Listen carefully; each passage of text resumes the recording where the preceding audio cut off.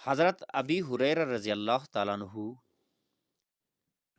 ماہ رمضان کی فضیلت میں جناب نبی کریم صلی اللہ علیہ وآلہ وسلم سے ارشاد نقل فرماتے ہیں، جب رمضان کی پہلی رات آ جاتی ہے تو شیاطین اور سرکش جن قائد کر دیے جاتے ہیں،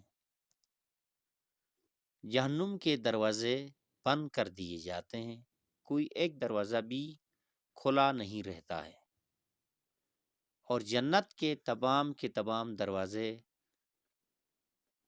کھولا جاتا ہے، کوئی ایک دروازہ بھی بند نہیں رہتا، اور اللہ تعالیٰ کی طرف سے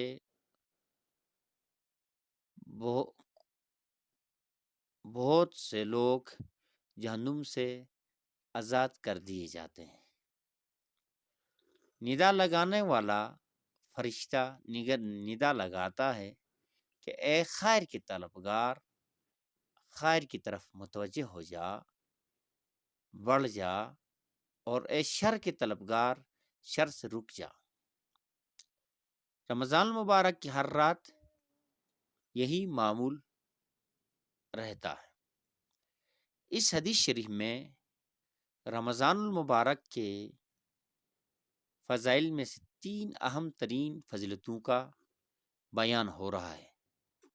نمبر 1، سب سے پہلی فضیلت یہ ہے کہ رمضان المبارک جب شروع ہو جاتا ہے تو شیاطین، سرکش جن سب قائد کر دیے جاتے ہیں، بند ہو جاتے ہیں،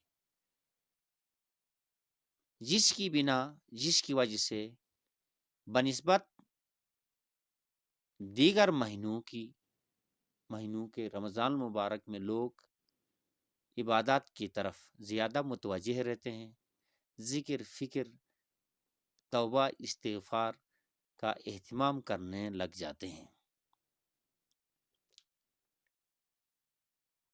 دوسری فضیلت یہ بیان ہو رہی ہے کہ جب سے رمضان شروع ہو جاتا اس سے جا کے رمضان کے اختتام تک جہنم کے تمام دروازے بند رہتے ہیں، بند ہو جاتے ہیں، کوئی ایک دروازہ بھی کھلا نہیں ہوتا۔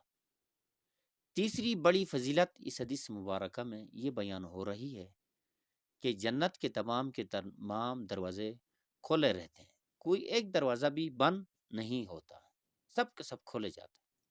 چنانچہ کوئی بھی شخص رمضان المبارک میں وفات پا جائے تو وہ جنت ہی میں جائے گا، کیونکہ جنت کے دروازے کھولے رہتے ہیں، جبکہ جہنم کے دروازے بند ہیں، تو وہ جہنم کیسے جائے گا؟ وہ جنت ہی میں چلا جائے گا، جبکہ وہ مومن ہو، ایمان ہی کے ساتھ اس کا دنیا سے رخصتی ہو۔ پہلی فضیلت پر ایک سوال اٹھتا ہے، سوال یہ ہے کہ جب شیاطین قائد ہو جاتے ہیں تو انسانوں سے یہ گناہ کیوں سرزد ہوتے ہیں؟ گناہوں کا صدور کیسے ہوتا؟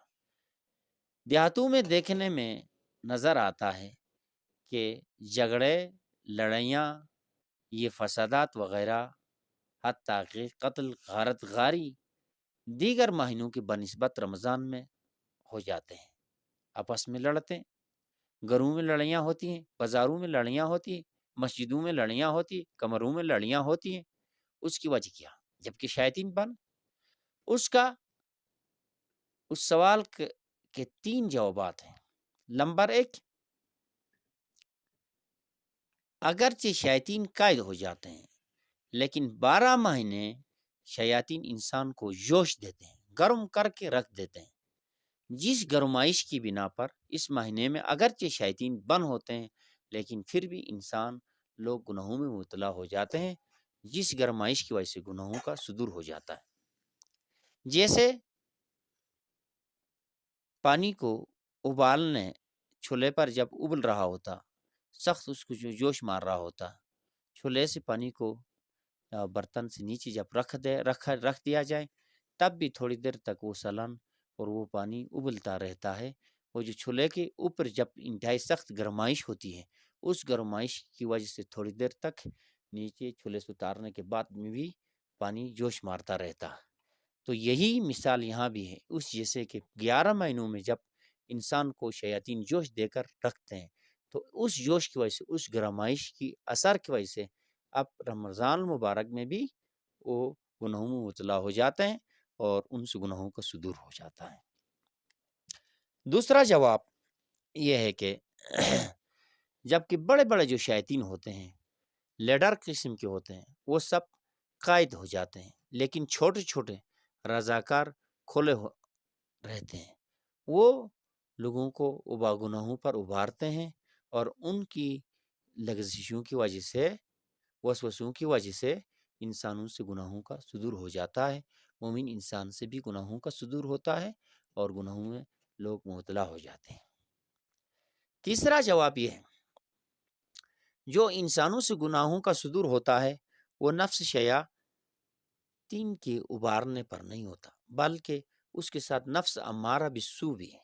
نفس امارہ جو نفس سے گناہوں کا حکم دیتا ہے، تو نفس امارہ بالسوء کی وجہ سے اگرچہ اب بھی شیاطین قائد ہو جاتے ہیں، لیکن وہ نفس انسان کو گناہوں پر ابھارتا ہے، برا نفس۔